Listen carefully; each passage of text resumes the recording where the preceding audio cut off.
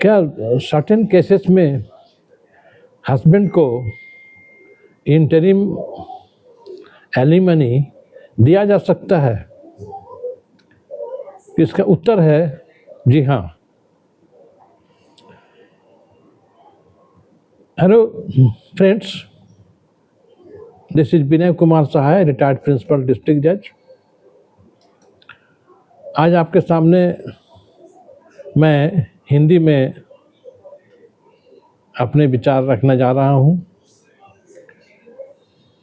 सवाल ये उठता है कि क्या विशेष परिस्थिति में पति को भी इंटरिम मेंटेनेंस जो एलिमनी जो भरण पोषण कहा जाता है हिंदी में, पति को मिल सकता है? अगर पति का कोई अपना इनकम नहीं हो और पत्नी को सफिशिएंट इनकम हो, अच्छा सैलरी उसको मिल रहा हो और वो सक्षम है, तो पति को भी विशेष परिस्थिति में इंटरिम मेंटेनेंस, इंटरिम एलिमनी जो भरण पोषण under section 24 Hindu marriage act में दिए जाने का प्रावधान है। आमतौर पर जो विवाह विच्छेद का मुकदमा दायर होता है, डिवोर्स का, वो पति के विरुद्ध ही होता है।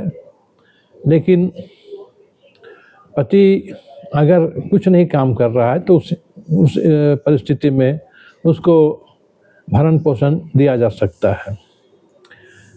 पति अगर अच्छा पैसा कमा रहा है और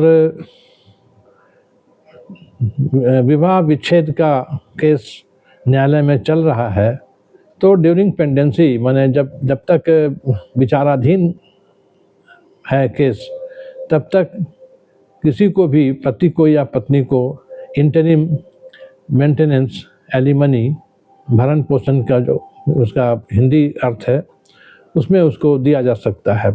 ये निर्भर करता है कि क्या आमदनी है पति का, पत्नी का, और दोनों का तुलनात्मक उसका विश्लेषण किया जा सकता है, किया जाना चाहिए। इसका आवेदन अगर अंतरिम भरण पोषण का आवेदन दिया जाता है तो इसका निष्पादन न्यायालय के द्वारा, फैमिली कोर्ट के द्वारा 60 दिन में, यानी 2 महीना में उसका डिस्पोजल करना अनिवार्य है, जहाँ तक संभव है। अगर कोई विशेष परिस्थिति है तो उसको आगे कुछ बढ़ाया जा सकता है, लेकिन 2 महीना का उसका जो कानून का प्रक्रिया है उसमें प्रावधान बना हुआ है। अब सवाल उठता है कि कब से एलिमनी दिया जाएगा during pendency of the case. तो ये ऐसा कोई निर्णय नहीं है।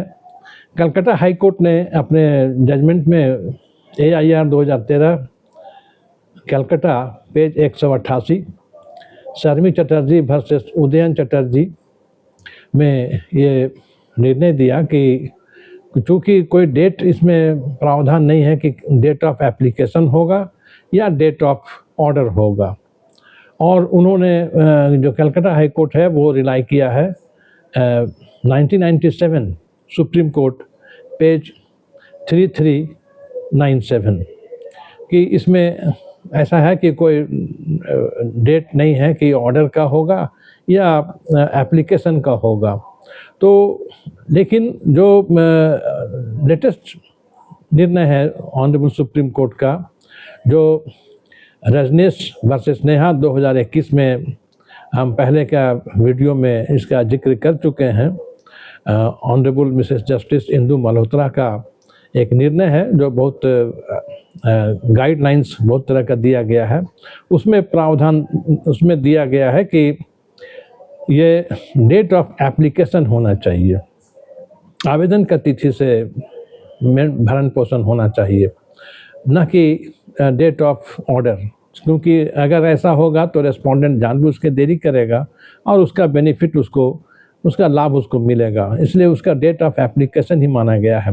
इसमें ये भी है section 24 of Hindu marriage act में कि अगर 125 में सीआरपीसी में मेंटेनेंस ऑलरेडी हो चुका है तो उसको भी न्यायालय विचार के लिए रखेगा और उसका जो अमाउंट है उसके हिसाब से दोनों का सामंजस्य स्थापित करने के लिए कि एक्सेसिव नहीं होना चाहिए, उसका प्रयास करेगा न्यायालय।